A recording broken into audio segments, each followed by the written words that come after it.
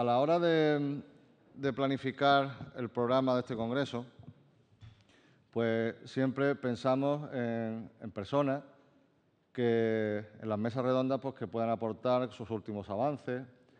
Y luego, pues como bien sabéis, todos los que habéis participado en la organización de un congreso, siempre viene bien que alguien pues, redondee algún tema concreto, más general.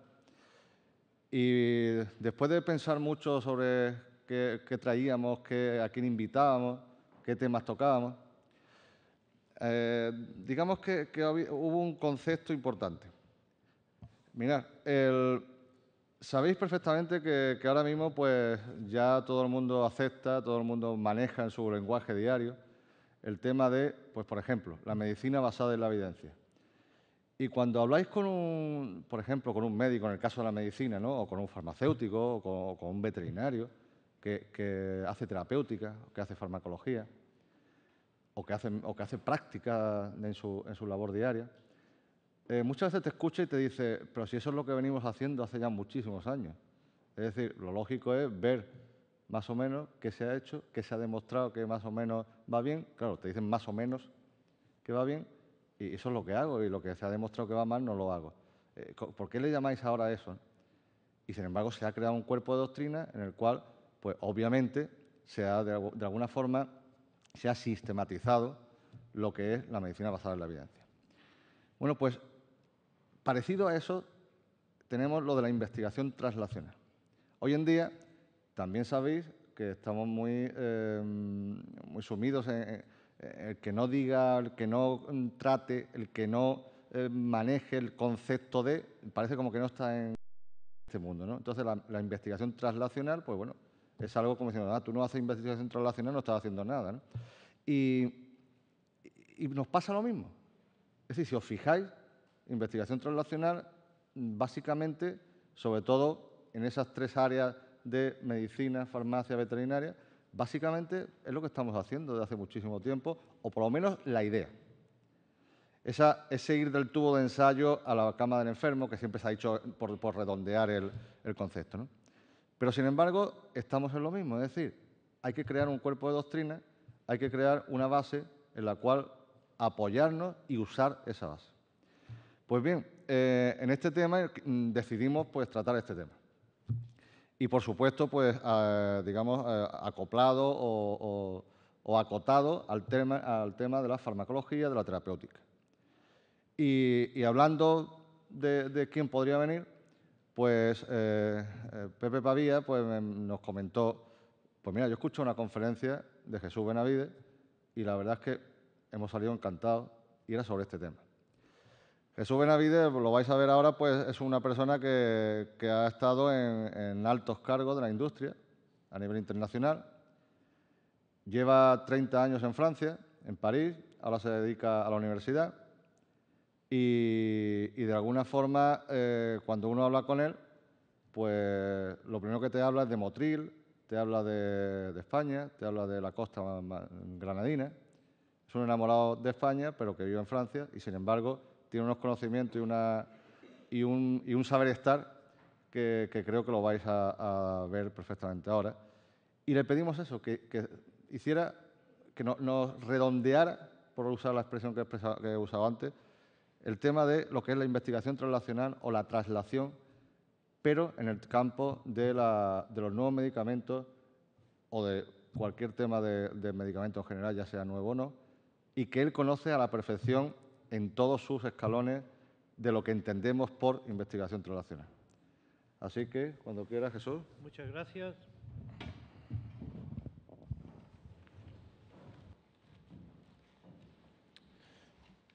¿Me podéis lanzar la presentación, por favor? Vale, aquí estamos. Como se acaba de decir, voy a intentar explicaros cuál es mi concepto de investigación translacional. No va a ser una presentación con resultados, va a ser más bien una presentación de estrategia o intentar comprender algo que todo el mundo dice y que a veces se utiliza bien, a veces se utiliza menos bien. Es importante comprender, pero también es importante saber por qué se comprende. El problema es que tenemos una dificultad grave, al menos en la industria farmacéutica, pero en general, para innovar en terapia. Cada vez más difícil poner nuevos medicamentos a disposición de los pacientes y la innovación terapéutica es cada vez más lenta.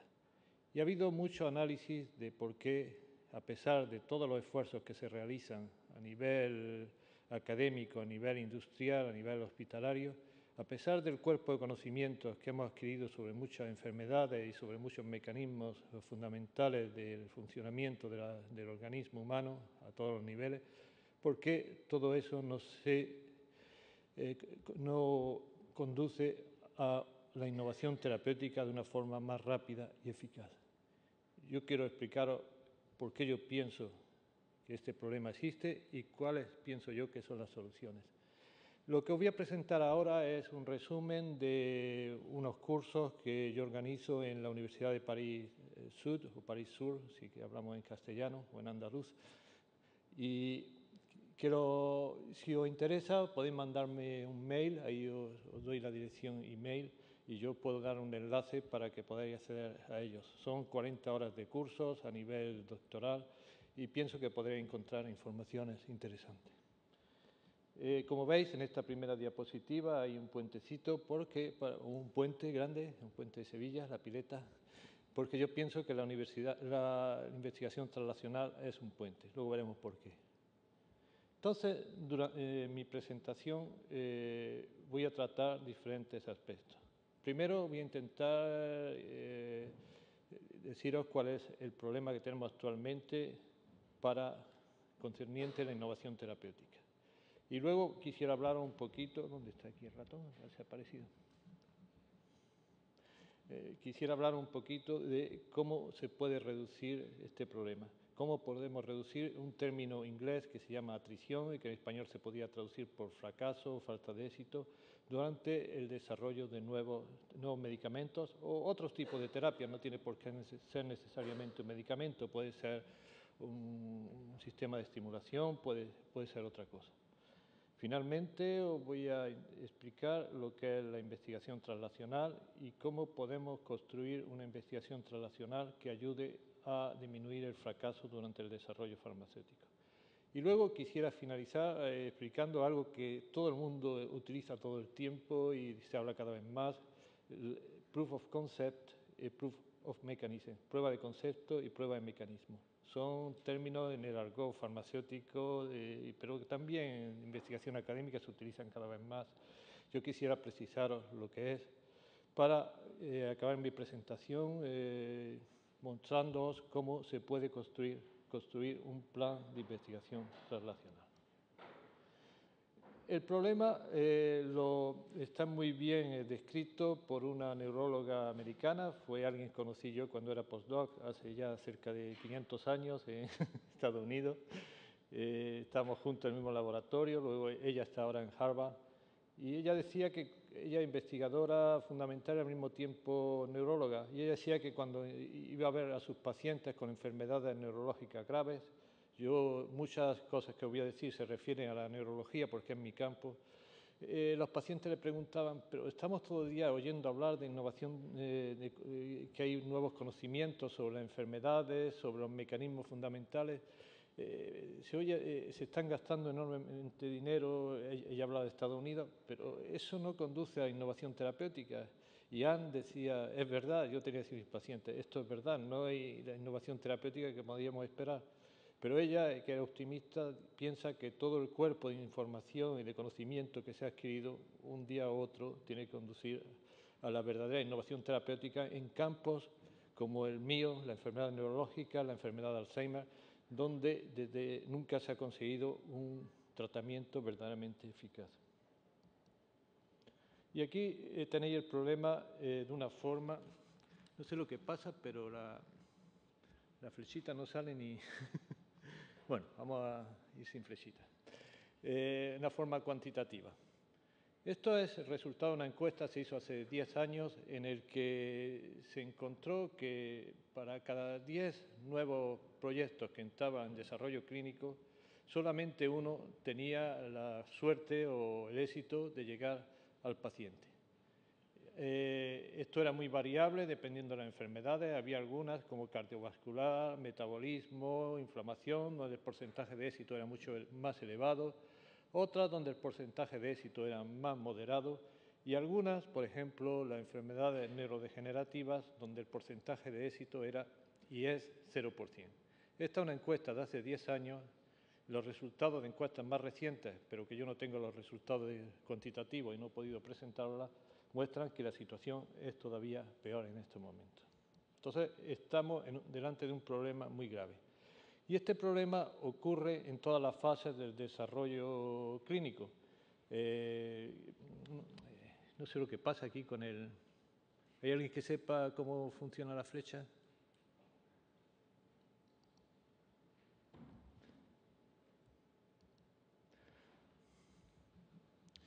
Porque se ve que a lo largo del desarrollo clínico, entre la fase 1, fase 2, fase 3 y registro, cada vez hay un porcentaje de fracaso muy importante. Esto es la misma encuesta que mostré anteriormente, con solamente 10% de éxito, y ahora actualmente es todavía más baja. Y el problema es que un proyecto farmacéutico no dura un año, no dura 2, dura muchos años. Desde el momento en que se selecciona un nuevo blanco de intervención farmacológica hasta el día que se encuentra una molécula que se pueda proponer para ser estudiada en el hombre, para ser administrada en el hombre, que se llama First in Man, puede transcurrir 5, 6 y a veces muchos más años, con todas las etapas clásicas de este desarrollo que se llama desarrollo preclínico. Sí. A ver. ¿Se ve algo? ¿Y ahora? Vale. Gracias. Y más difícil todavía es el desarrollo clínico, donde para un proyecto típico por lo menos se puede tardar 10 años. Y en algunos casos he visto proyectos que han durado 15 años antes de darse cuenta que el proyecto no funcionaba. Esto es dramático, no solamente para la empresa farmacéutica que se ocupa del proyecto, es dramático para el paciente y es dramático para la sociedad. Y hay gente que dice, yo conocía bastante ingenieros de Airbus porque cuando yo iba mucho a Toulouse, en Francia, y venían los de Sevilla, y cuando hablamos por la noche yo me juntaba con los andaluces de allí, de Toulouse, comparábamos nuestros proyectos y me dijeron que les parecía que desarrollar un medicamento era mucho más difícil que sacar el avión Airbus 380. Y es verdad, cuesta más caro, lleva más tiempo y muchas veces tienes que implicar un gran número de pacientes. 3.000 es lo mínimo. Hay algunos proyectos que llevan hasta 15.000, 18.000 pacientes. Es una complejidad enorme. Es quizá una de las actividades humanas que es más compleja y que tiene una probabilidad de éxito más baja. Entonces, la pregunta que siempre nos hemos hecho es cómo se puede reducir este fracaso. Sobre todo, el fracaso tiene que haber, es normal, pero sobre todo si fracaso hay, que no ocurra con un proyecto que está ya en fase 2 clínica o en fase 3, sino que ocurra con un proyecto que ocurra mucho más temprano, es decir, que podamos predecir los problemas lo más pronto posible, porque así podemos cambiar de un proyecto a otro, de una molécula a otro y tener menos, y que el fracaso tenga un impacto mucho menos fuerte. Hay varias formas. Hay dos que os voy a describir muy rápidamente. Mejorar la selección de blancos moleculares y la segunda es mejorar la selección de compuestos que se van a proponer para comenzar los estudios clínicos. Y hay otra tercera forma, que es la que voy a concentrar mi presentación, es aplicar una estrategia de investigación translacional.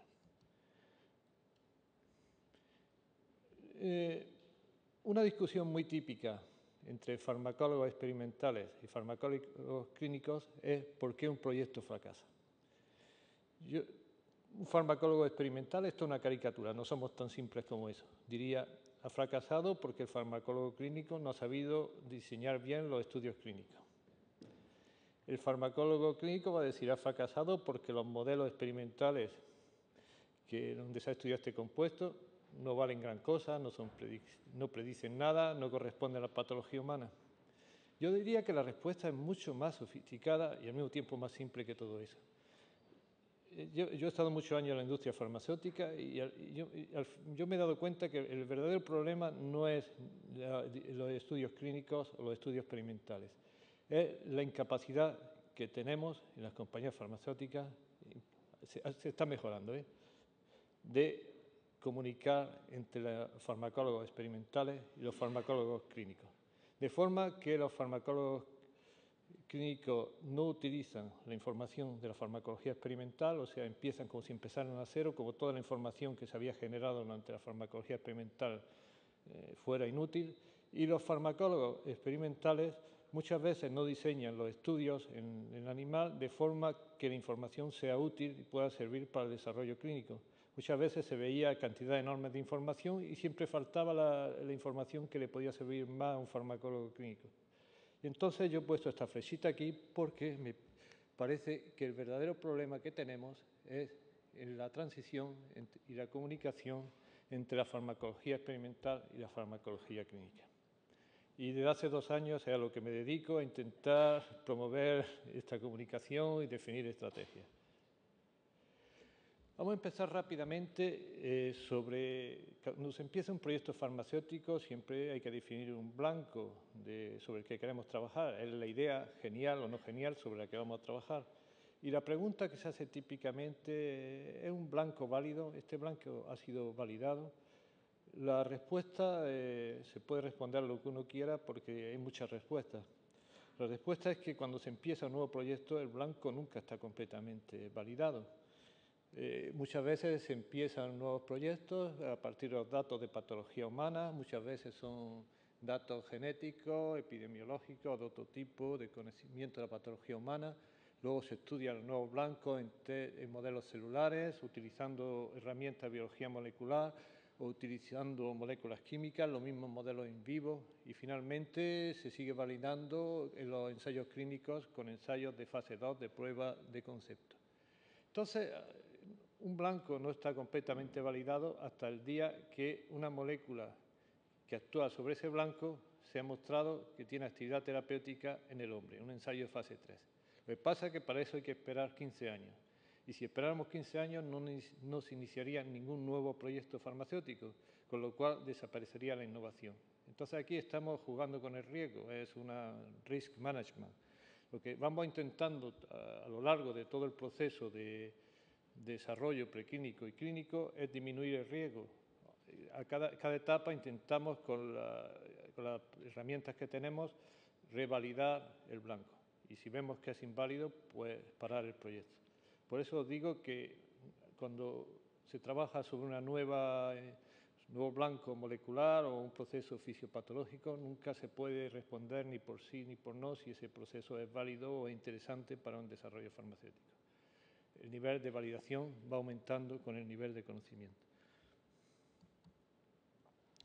Otro aspecto, para dar alguna información positiva antes de pasar a la parte más, digamos, challenging de mi presentación, donde se ha mejorado mucho es en todas las técnicas de farmacocinética predictiva, Early ADME, y todas las técnicas de toxicología predictiva. Otro aspecto que también voy a discutir más tarde en más detalle, donde pensamos que se está avanzando, es en la selección y utilización de modelos experimentales. Aquí hay una información positiva. Hace unos 25 o 30 años, cuando se empezaba a estudiar una nueva molécula en estudios clínicos, la farmacocinética, problemas de farmacocinética, de absorción, distribución, metabolismo, eran de media, respondían por 40% del fracaso del proyecto. Aquí he escrito en rojo WASP porque la buena noticia es que esto se ha solucionado al menos parcialmente. Utilizando las técnicas in vitro e in vivo de ADME, absorción, distribución, metabolismo y excreción, toda una serie de técnicas que no tengo el tiempo de escribir, se ha conseguido eliminar la mayor parte de moléculas que iban a tener problemas en el hombre. Si comparáis aquí, mirad lo que era la situación hace 20 años y lo que es ahora, es menos del 10% de los proyectos fracasan por problemas de farmacocinética. Lo cual quiere decir que hay ciertas actividades que pueden mejorar el porcentaje de éxito. Otra actividad que también ha mejorado el porcentaje de éxito son las técnicas de toxicología predictiva en el animal y en modelos celulares. Y ahora mismo hay cada vez menos proyectos que se tienen que acabar o terminar, como se utiliza así en nuestro lenguaje, porque tienen problemas de ciertos tipos de problemas toxicológicos. Otros no son en absoluto predecibles. El problema que tenemos es que cuando se ha solucionado la farmacocinética, o al menos parcialmente, y los problemas de toxicología, ha aparecido el verdadero problema. Antes los farmacólogos estábamos tranquilos porque la mayor parte de proyectos se acababan antes que se pudiera ensayar en el hombre si eran activos o no. Ahora el problema de predicción está más bien a nivel de eficacia. Y aquí veis que el problema de eficacia constituye ahora una de las razones para acabar muchos proyectos. Y vamos a ver cómo podemos resolver el problema de falta de predicción en términos de eficacia entre la farmacología experimental y la farmacología clínica, o los estudios de fase 1, fase 2. Y vamos a entrar de lleno en el concepto de mi presentación, la investigación translacional. Investigación translacional no es un concepto nuevo. Ya en el 2002 hubo un congreso muy interesante en Washington, en Bethesda, donde ya se discutía sobre el problema de la poca innovación terapéutica, y entonces todavía era un poco mejor que ahora. Entonces, en ese congreso, que a mí me abrió los ojos, se propusieron dos posibles diagnósticos y dos posibles soluciones. Vamos a empezar por la primera, que no voy a discutir aquí en el congreso, es que no se conocían muy bien las patologías, las enfermedades humanas desde un punto de vista cuantitativo. Porque si se quiere hacer un diseño clínico eficaz, tiene que tener unos modelos matemáticos de cómo la enfermedad progresa. Y todo esto no se conocía perfectamente porque, aunque había habido muchos ensayos clínicos, cada empresa farmacéutica guardaba sus resultados para ella y no se podían poner todos juntos para hacer modelos matemáticos. Hubo una presión enorme de parte de las autoridades americanas, Food and Drug Administration y también de NIH, y ahora mismo se ha conseguido, al menos para la enfermedad de Alzheimer, que todas las grandes empresas farmacéuticas pongan juntos todos los datos de los estudios clínicos, al menos para el grupo placebo, y construir modelos muy precisos de cómo la enfermedad de Alzheimer y pronto otras enfermedades neurológicas al menos evolucionan. Esto es una actividad que está progresando muy bien y yo creo que va a tener un impacto muy fuerte en el diseño de los ensayos clínicos. El otro aspecto, y es el objeto de mi presentación, es la investigación translacional. Es, como os dije, nuestra incapacidad de poder trasladar o transcribir, o como queráis, la información experimental en ensayos clínicos. Se veía que había una especie de, como el Tajo de Ronda entre los dos lados y que no teníamos ni siquiera el puentecito que hay allí en Ronda. Y yo por eso siempre me gusta describir la investigación translacional como un puente. Como decía anteriormente, siempre hemos hecho investigación translacional. Hay una frase en una obra de teatro francesa que alguien decía que estaba muy contento porque siempre había escrito prosa sin saberlo. Aquí siempre todos hemos hecho investigación translacional sin saberlo. El problema es que hay que hacerlo mejor y de una forma mucho más estructurada. La investigación translacional no es nada más que un puente.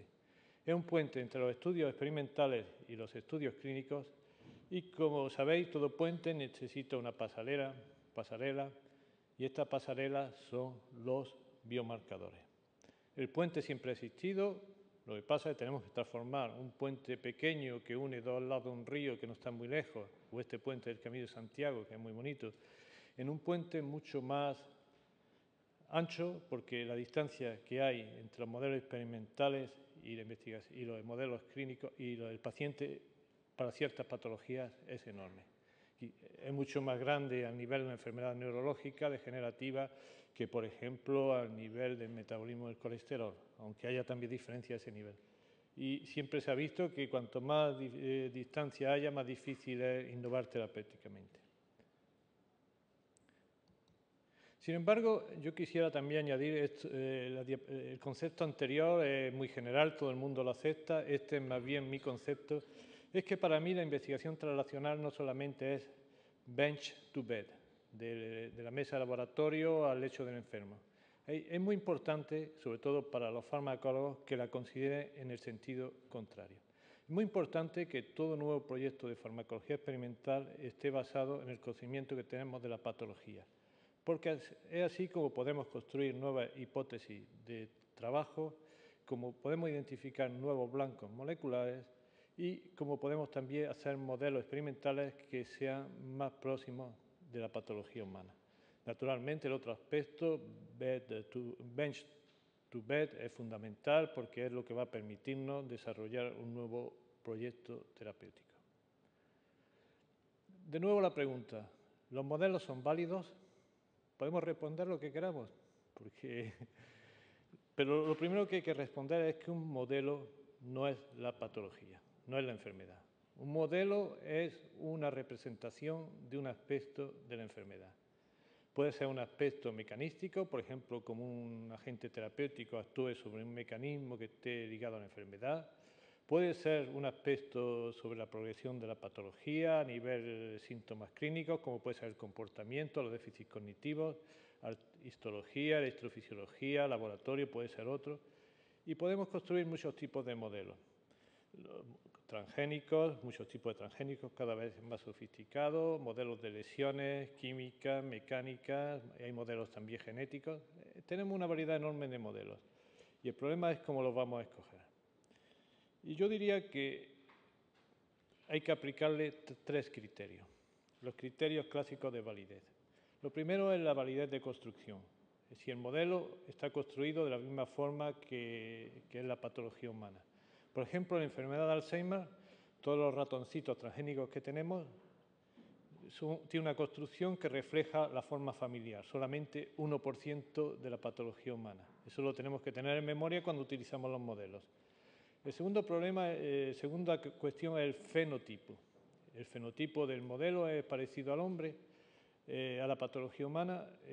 Si vuelvo al ejemplo de Alzheimer, estos ratones transgénicos tienen déficit de memoria, tienen placas seniles, tienen ovillos neurofibrilares.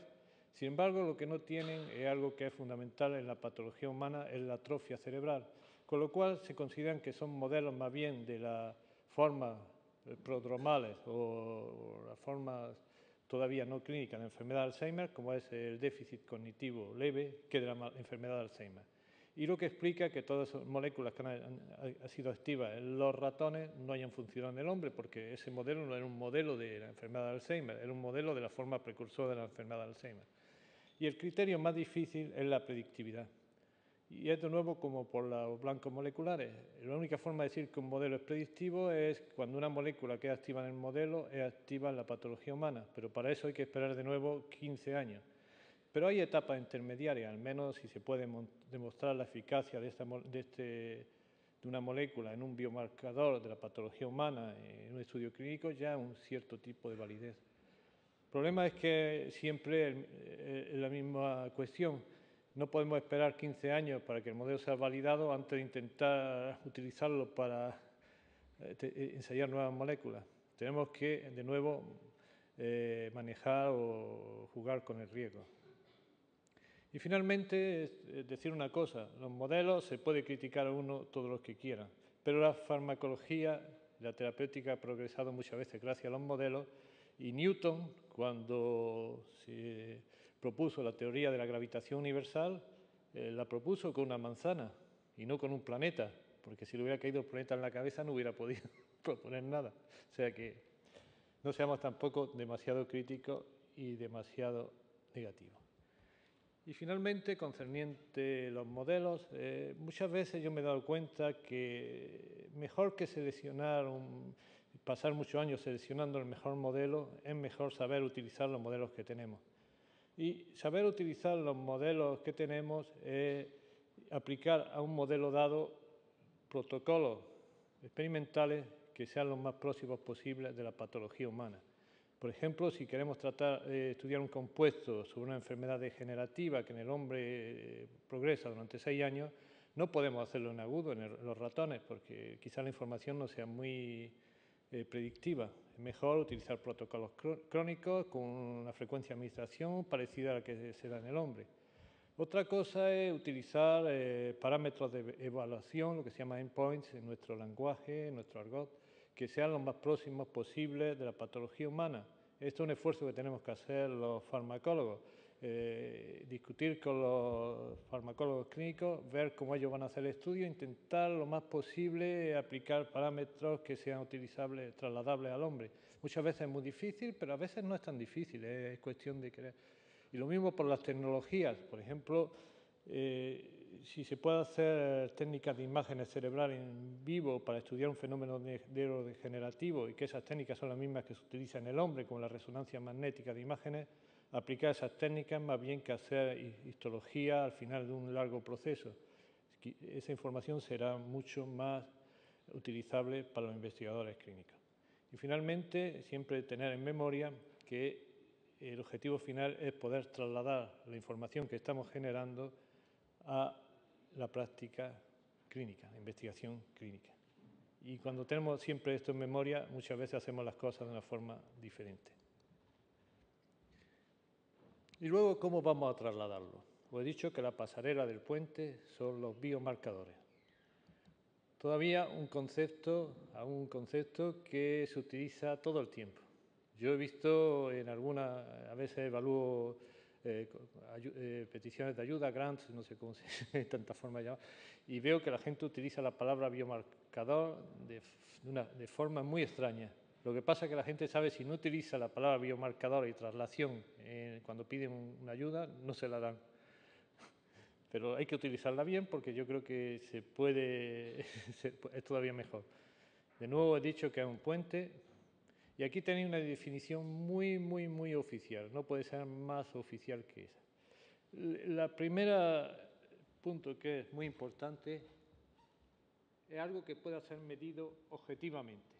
No puede ser una apreciación subjetiva. No puede decir, me parece a mí que los ratones van mejor o que el paciente esté más contento. Esto no es un biomarcador, eso es una observación que es puramente subjetiva. Y un biomarcador no está solamente relacionado con el efecto de un medicamento. Un biomarcador es mucho más que eso. Puede ser un marcador de un proceso fisiológico o patológico y también, como he dicho, del efecto de un medicamento. Siempre se han estudiado los biomarcadores, todos los laboratorios de análisis clínicos, de análisis médicos, ¿qué es lo que hacen? Son biomarcadores. Biomarcadores de diagnóstico, biomarcadores de pronóstico y algunas veces para, por ejemplo, los anticoagulantes, biomarcadores del efecto de un medicamento, de efecto secundario, de efecto principal. Y otro aspecto también importante de los biomarcadores, con lo que concierne al desarrollo farmacéutico, es que permite mejorar el diagnóstico y seleccionar mejor los pacientes que vamos a utilizar para los primeros estudios de demostración de eficacia, lo que se llama la prueba de concepto. Un biomarcador es siempre una visión deformada de la patología humana. He hablado aquí mucho durante el Congreso, no es un diagnóstico clínico, es una visión parcial y deformada. Sin embargo, es como si viéramos la patología por una mirilla o por una ventana. Lo que tenemos que intentar es que esta visión sea lo menos deformada posible, pero siempre no es una visión completa. Aquí tenéis una clasificación de biomarcadores. No fijaros nada más que en esta columna. Hay biomarcadores que se utilizan para la validación de blancos moleculares, se utilizan en el proceso de validación, ya en los estudios clínicos. Otros que se utilizan para demostrar que cuando se administra una molécula en el hombre, esta molécula está actuando sobre el mecanismo, sobre el blanco que se espera, porque muchas veces muchos proyectos farmacéuticos no han funcionado y no se saben si es porque la hipótesis de trabajo era mala o por si la molécula no estaba por razones de distribución, absorción u otras, no estaba actuando sobre el blanco humano. Yo he visto varios proyectos así durante mi vida profesional, que al final se dice la idea es mala y finalmente no es la idea era mala.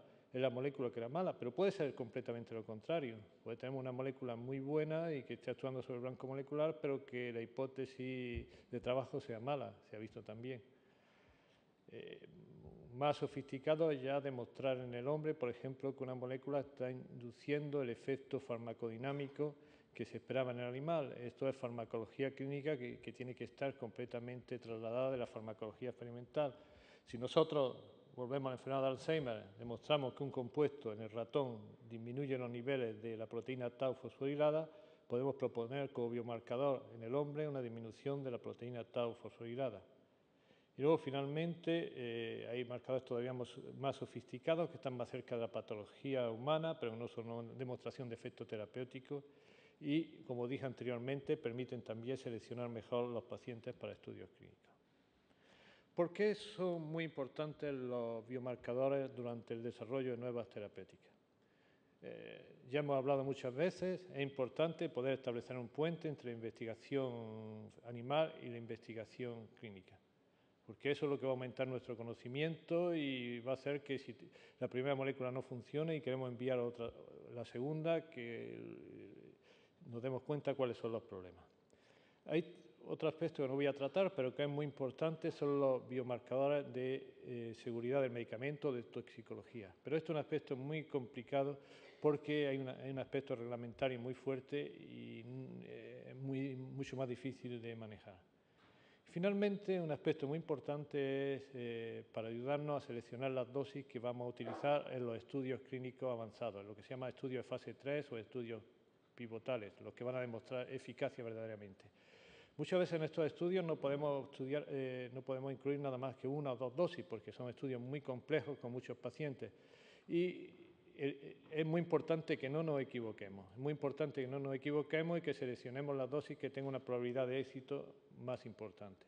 Y esto no se puede hacer nada más que estudiando biomarcadores durante el desarrollo clínico precoz.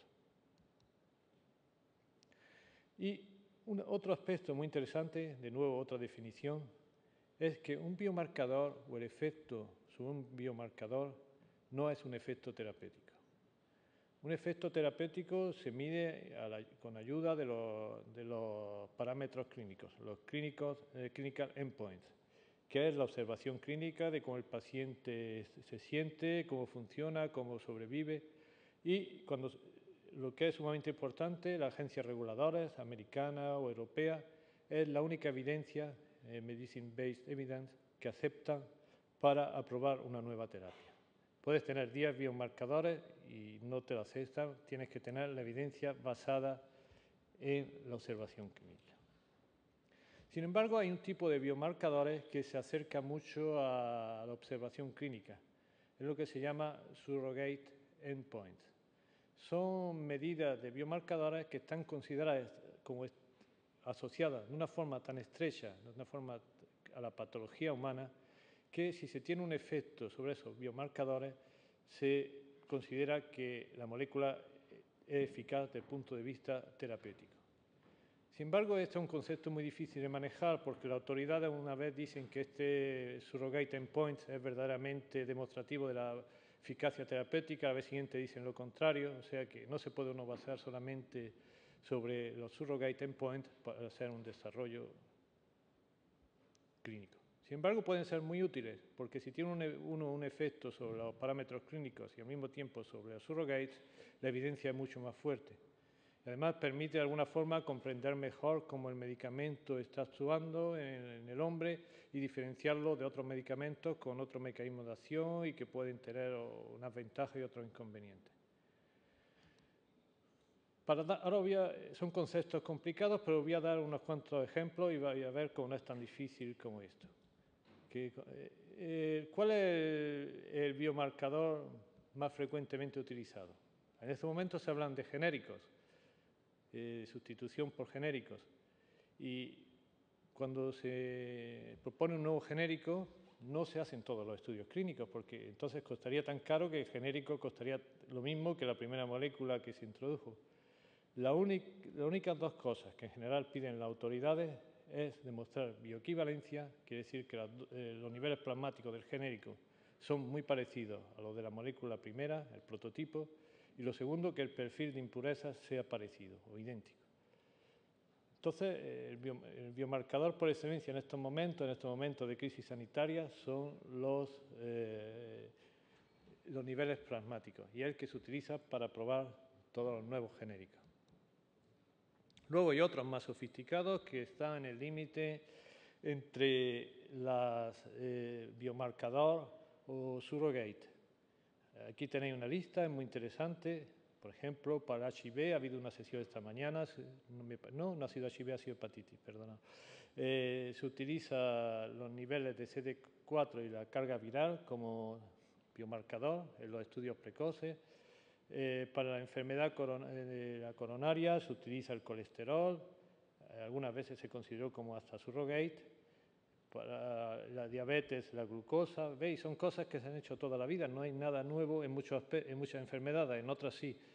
Para los antibióticos, el cultivo, para la próstata, el antígeno de próstata. Y aquí continúa la lista, por ejemplo, la osteoporosis, la densidad del hueso, pero el parámetro clínico que permite probar no es la densidad del hueso, es más bien la frecuencia de ruptura. El interés de utilizar biomarcadores es que, aunque no demuestren la eficacia, permiten comprender mejor la molécula y progresar en el desarrollo clínico. Entonces, hemos visto hasta ahora que había dos tipos de biomarcadores. Los biomarcadores en general, los que no se sabía lo que estaban prediciendo o no se sabía perfectamente, y luego unos pocos que son los surrogate endpoints, que se consideran muy asociados a la patología. Pero hay un nuevo concepto que ha aparecido recientemente. Por una vez viene de Europa, no viene de las autoridades americanas, es lo que se llaman Qualified Biomarkers. Vaya a ver este concepto cada vez más, porque son biomarcadores que han sido seleccionados porque hay una cierta evidencia que están asociados a la patología, aunque la evidencia no es completa, y además, metodológicamente, son biomarcadores que se pueden medir con un nivel de calidad muy alto, de reproducibilidad entre centros y poca variabilidad. Por ejemplo, en enfermedad de Alzheimer, de nuevo, no hay surrogate endpoints, no hay nada que pueda sustituir al diagnóstico clínico. Sin embargo, tenemos Qualified Biomarkers, que son los niveles de la proteína tau y de la beta 42 en el líquido cefalorraquídeo. Están considerados como la autoridad sanitaria como un buen criterio de selección de pacientes precoces y también para demostrar que la molécula tiene una eficacia mecanística, aunque no terapéutica. Entonces, ¿cómo identificamos los biomarcadores? ¿Cómo seleccionamos, proponemos? Hay dos tipos de estrategias. Hay biomarcadores, como dije antes, que están asociados a un mecanismo de acción. Por ejemplo, si queremos saber si esta molécula en el hombre está interactuando con su blanco molecular o si está haciendo un efecto que esté en el pathway relacionado con el blanco molecular. Y son biomarcadores que están muy asociados con un proyecto farmacéutico específico. Estos biomarcadores tienen que ser desarrollados al mismo tiempo que se desarrolla el proyecto farmacéutico. Sin embargo, hay otro tipo de biomarcadores que están relacionados con la evolución de la patología que tienen que ser caracterizados mediante grandes consorcios en el que están instituciones académicas, hospitales y laboratorios farmacéuticos. Por ejemplo, un consorcio que ha tenido mucho éxito y que ha producido una nueva imagen de la enfermedad de Alzheimer es el consorcio ADNI, el Alzheimer Disease Neuroimaging Initiative, cuyas informaciones están siendo muy utilizadas actualmente por los investigadores clínicos y también por los investigadores de la industria farmacéutica. Estos tipos de consorcios son específicos para cada enfermedad. Quiere decir que si una molécula es activa en 3 tipos de patología, tenemos que identificar biomarcadores diferentes para cada tipo de patología. Y una cosa muy importante, esto es una información que yo doy sobre todo a los investigadores de la industria farmacéutica, es que no se puede empezar una estrategia de biomarcadores cuando un proyecto está ya en fase clínica. Ya es muy tarde, porque o el proyecto va a tener éxito o va a tener fracaso independientemente de los biomarcadores. Cuando los tengamos ya va a ser inútil por razones positivas o negativas. descubrimiento de biomarcadores tiene que ser empezado al mismo tiempo que se empieza la caracterización de un candidato a nivel de modelos experimentales. De forma que cuando lleguemos a los estudios clínicos podamos proponer, y esto es nuestra responsabilidad, es la responsabilidad de los farmacólogos experimentales, podemos proponer a nuestros colegas de farmacología clínica los marcadores que ellos tienen, que ellos deberían utilizar para comenzar a caracterizar la molécula en el hombre. Luego la utilización es su responsabilidad, pero si nosotros no le proponemos nada, no estamos ayudando al avance del proyecto. Y finalmente, no sé cuánto me queda. Sí, de sobra.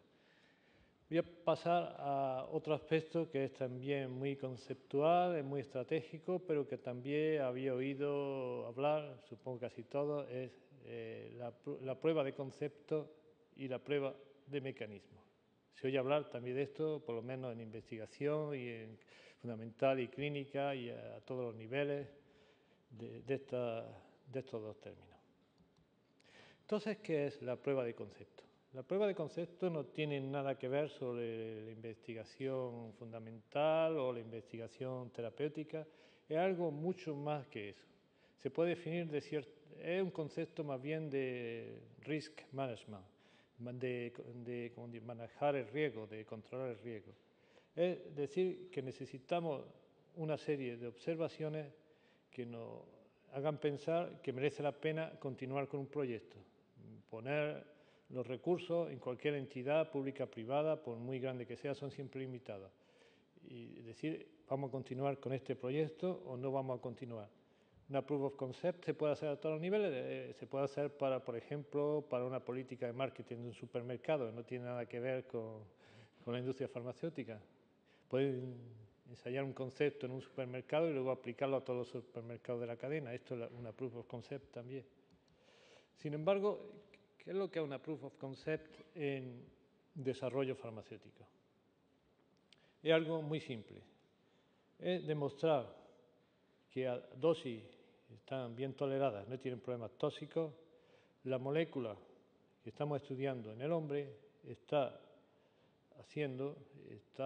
actuando de forma que cambie los biomarcadores que nosotros estamos esperando que esta molécula cambie. Por ejemplo, un subtipo de proof of concept es lo que se llama prueba de mecanismo. Es demostrar en el hombre que nuestra molécula está actuando sobre el blanco molecular. Esto se puede hacer, por ejemplo, con técnicas de PET scanning. Si tenemos un marcador del blanco y vemos cómo nuestra molécula desplaza este marcador. Se puede hacer por técnicas de farmacología clínica, viendo si nuestra molécula inhibe el efecto de otra molécula. Por ejemplo, si queremos ver un agente procognitivo, damos escopolamina o otro agente que sea amnésico en el hombre y vemos que nuestra molécula inhibe. Hay muchas formas de hacerlo. No es una demostración de eficacia, pero si tenemos esta prueba ya sabemos que nuestra molécula está haciendo algo y que está entrando en el cerebro. Y muchas veces es una pregunta muy importante.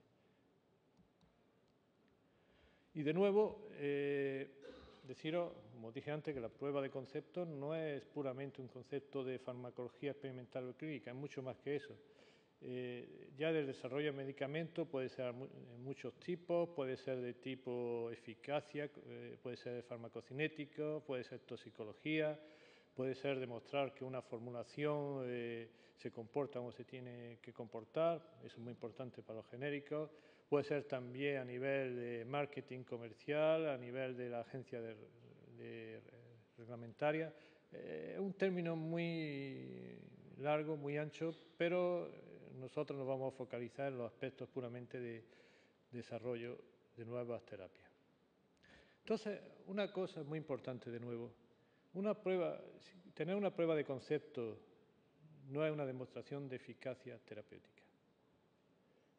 Ninguna agencia reguladora en el mundo va a aceptarnos que propongamos un nuevo medicamento basado sobre una prueba de concepto. Sin embargo, es muy importante porque una prueba de concepto negativa no puede decir acabar con este proyecto porque lo único que voy a conseguir es gastar tiempo, dinero y mejor lo empleáis para otro proyecto. Es el go, no go típico. Nos puede permitir seleccionar las dosis, como dije antes, que vamos a estudiar en los estudios de fase 3, que son los que van a demostrar la eficacia, y escoger las dosis que tengan la probabilidad de éxito más importante. También nos puede ayudar a seleccionar qué población va a beneficiar mejor del tratamiento, porque si tenemos algunos marcadores farmacogenéticos durante los estudios de prueba de concepto, podemos decir vamos a ir en fase 3 más bien a este tipo de pacientes que a otros. Y finalmente, como dije anteriormente, nos puede ayudar a validar o invalidar un blanco molecular sobre el que llevamos trabajando muchos años. Y, de nuevo, os recuerdo que la prueba de concepto está basada en biomarcadores. Entonces, la pregunta que me hicieron la última vez que di este seminario, ¿y si una prueba de concepto no demuestra la eficacia terapéutica y no puede servir para registrar un nuevo medicamento, por qué perder tiempo con ella? La otra vez me pilló de imprevisto, esta vez no, por una razón muy simple, porque una prueba de concepto a base de biomarcadores necesita muchas veces pocos pacientes, se puede hacer estudios más cortos y la variabilidad es menos importante, con lo cual la potencia estadística es mucho más importante. Por ejemplo, en enfermedades neurológicas hay cálculos teóricos que muestran que una escala neurológica necesitaría 10 veces más pacientes, 3 veces más tiempo y al final la probabilidad que sea estadísticamente significativo sería menor que utilizando biomarcadores. Y aquí simplemente mostraros cómo se utiliza esta información. Todo proceso de investigación o desarrollo está basado en una serie de decisiones. Bueno, todo proceso, toda actividad humana. Si continuamos, no continuamos. Y muchas veces continuar, no continuar está basado sobre feeling, sobre sentimientos, sobre intuición. Y la prueba de concepto a diferentes niveles, lo único que estamos intentando es que estas decisiones estén basadas sobre hechos experimentales. Por ejemplo, nuestra molécula no actúa sobre su blanco molecular, vamos a pararla y vamos a buscar otra que actúe. No modifica el mecanismo, quiere decir que el blanco molecular no es bueno. Modifica el mecanismo y no modifica la enfermedad, quiere decir que la hipótesis de trabajo no es buena. Y así podemos hacer una serie de decisiones iterativas y optimizar la forma en que seleccionamos los nuevos blancos e iniciamos nuevos proyectos. Me hubiera encantado, hubiera sido feliz si hubiera podido mostrar un ejemplo de una enfermedad neurológica, pero no existe. Sin embargo, hay un campo donde vosotros sabéis que la innovación terapéutica es enorme, como es oncología, donde este tipo de aproximación se ha realizado. No sé si esta diapositiva se hizo a posteriori o a priori, pero a mí me encanta. Es con el desarrollo de un anticuerpo para el tratamiento de ciertos tipos de cáncer de mama, que no son dependientes de estrógenos. Y ahí, a los diferentes niveles, se aplicó una investigación translacional. Por ejemplo, los pacientes se seleccionaron en función de la presencia de una mutación del blanco molecular. Las dosis se seleccionaron estudiando los niveles a nivel del tejido canceroso del anticuerpo. Se demostró la prueba de que el anticuerpo estaba actuando sobre el blanco a diferentes niveles, a nivel molecular y a nivel celular. Y fue solamente al final, mediante un proceso de optimización de los estudios clínicos, que se llegó a la prueba de eficacia clínica. Pero esto es un ejemplo muy bonito y yo espero que en otros campos de actividad se pueda presentar pronto de cómo la investigación translacional puede ayudarnos a racionalizar y optimizar la investigación y el desarrollo farmacéutico. Entonces, el último punto, y ya rápidamente, ¿cómo podemos definir o construir una estrategia de investigación translacional? En la parte de arriba tenéis cómo evoluciona un proyecto farmacéutico clásico con la fase de identificación de los blancos, identificación de moléculas, caracterización de moléculas, las diferentes fases de desarrollo clínico. Esto es ahora un poco histórico porque hay que añadir otro segundo nivel, que es la estrategia translacional, con la identificación de biomarcadores, su validación, la utilización en estudios clínicos, de prueba de concepto y mecanismo, y la utilización como marcadores secundarios en estudios de demostración de eficacia. Entonces, ¿qué es lo que tenemos que hacer de forma diferente? Tenemos que procurar utilizar lo más posible nuestro conocimiento de la patología humana para seleccionar nuevos blancos y también nuestro conocimiento de la patología humana para construir nuevos modelos y para utilizar los nuevos modelos. Os dije antes que era muy importante que los modelos fueran utilizados de forma que se parecieran, que los estudios experimentales fueran lo más parecidos a los estudios clínicos. Tenemos que empezar de etapas muy precoces de un desarrollo de una nueva molécula a identificar biomarcadores específicos para la molécula. Y finalmente, no hay que olvidar que la tendencia, se piensa que en el futuro la medicina personalizada cada vez va a tener más fuerza y ciertos biomarcadores de diagnóstico, de selección de pacientes van a estar a la base de esta medicina personalizada. Entonces voy a saltar estas dos diapositivas y quizá esta también, y solamente acabar diciendo que aún cuando se inicia un proyecto farmacéutico nuevo, aún en fase muy precoz, hay que pensar en un término de argot farmacéutico, se llama el Target Product Profile. Target Product Profile es lo que queremos que la molécula sea, activa sobre tal patología, sobre tales síntomas, sobre tal aspecto de la patología. Estamos muy lejos, muchas veces un sueño, pintar en una hoja blanca, pero tenemos que fijarnos, si queremos llegar a algún sitio, tenemos que saber a dónde queremos llegar. Y tenemos que fijar el Target Product Profile basándonos en lo que sabemos sobre las necesidades médicas insatisfechas, que son muchas en ciertas patologías y mucho menores en otras. Y a partir de ahí, en un proceso de ingeniería retrógrado, back engineering, decir cómo podríamos hacer los ensayos de demostración de eficacia terapéutica de fase 3, los pivotal trials, cómo íbamos a hacer demostrar la prueba de concepto y cómo vamos a hacer los estudios experimentales de forma que ayuden a establecer la prueba de concepto. Hay que tener siempre una visión a largo plazo que luego vamos a modificar 1000 veces porque nadie es adivino y nadie tiene la bola de cristal y nadie sabe lo que va a pasar dentro de 10 años.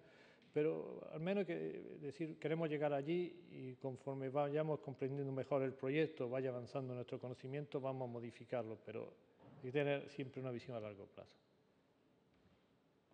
Y para concluir, ¿por qué la gente se interesa en la investigación translacional?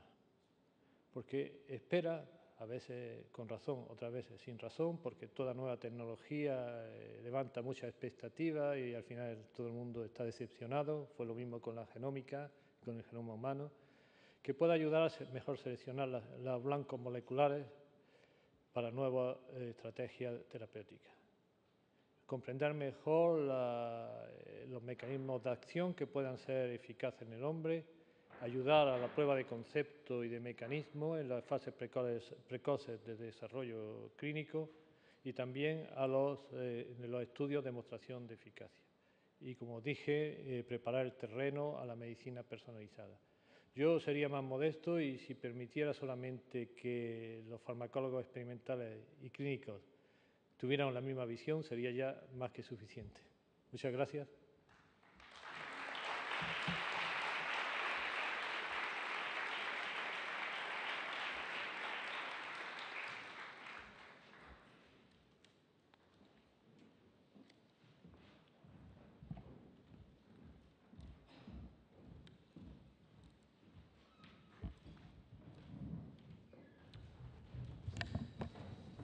Bien, muchas gracias, Jesús, por esta interesantísima conferencia. Tendríamos tiempo para un par de cuestiones, si queréis plantear.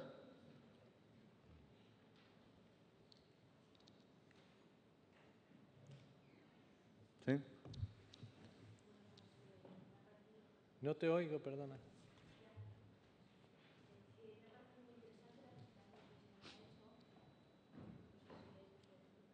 Pero sigo sin oírte. Ven aquí.